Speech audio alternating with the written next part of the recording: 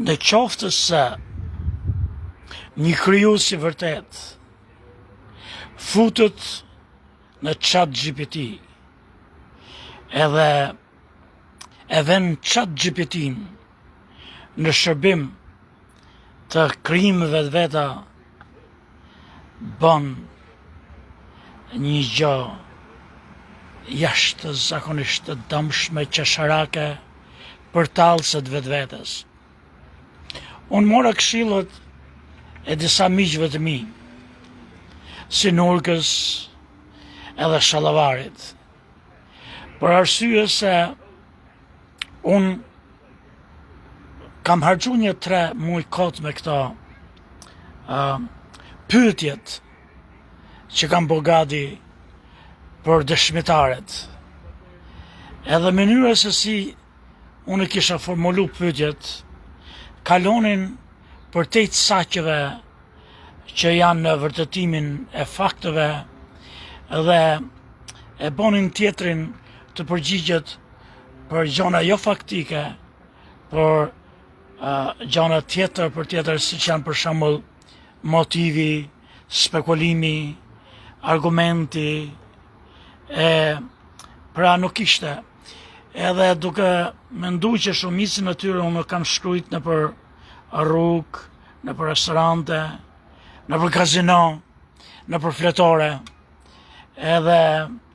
me hidheshin gjithë poshtë, disa i kam shkrujt në kompjuter natyrisht kur kam pas kohë, ishte një punë e madhe. Por si të qoftë,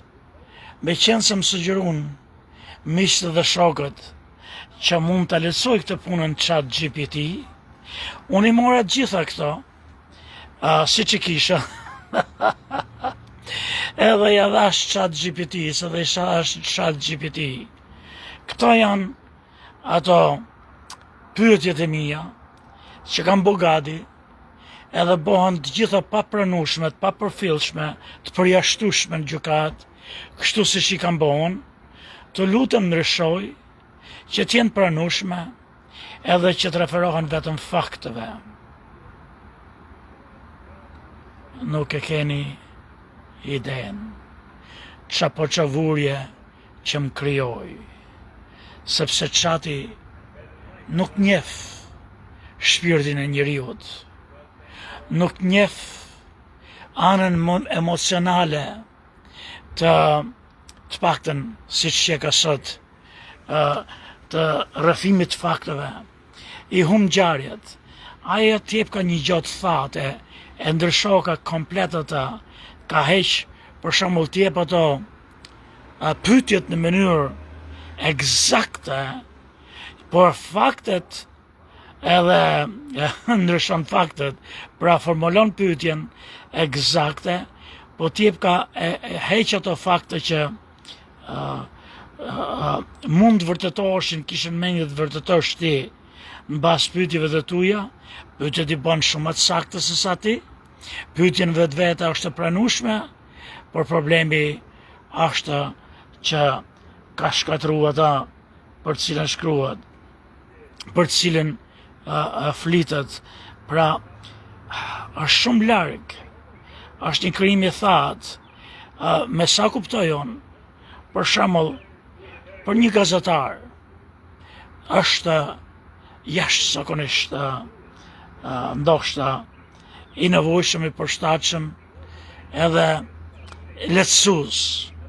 ndoshta edhe për një kërkues historian, se të gjen materialet ata që janë atje në internet, por jo ata që janë shpirtin tëtë.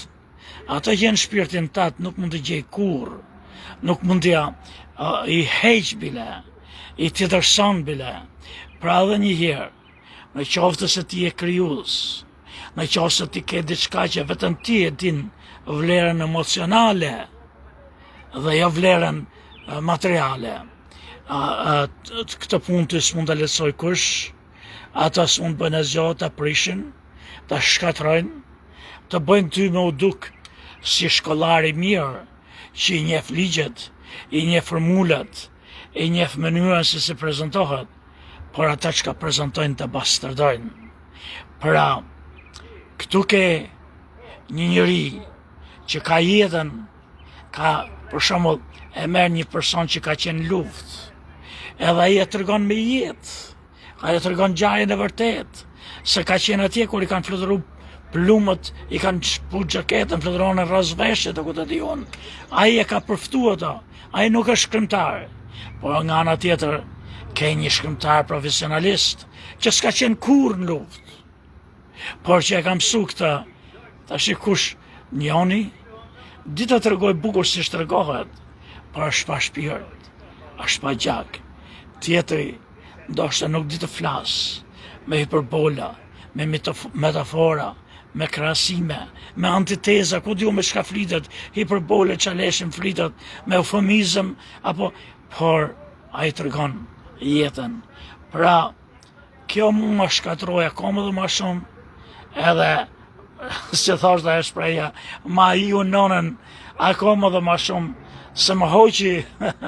lëndën e parë për më dhonë ca formular turp që ka kjo. Kjo është o qatë më shkujti diçka. Ta shkruan për mërgulli në parametrat që duhen atje ku do të flasësh ti, por që do që të heqë ata që do të thush, edhe dukesh që flet mirë, dukesh që flet bukur, por që s'thot asgjë, ose je që sharak se ata që thot, nuk përputhen më me ata që mundohet të thot bukur çati. Sami Gjoka, ju përshëndet, por ka qenë edhe një tjetër grusht dhe më i rënd që po m'jep fati mu, Sami Gjoka.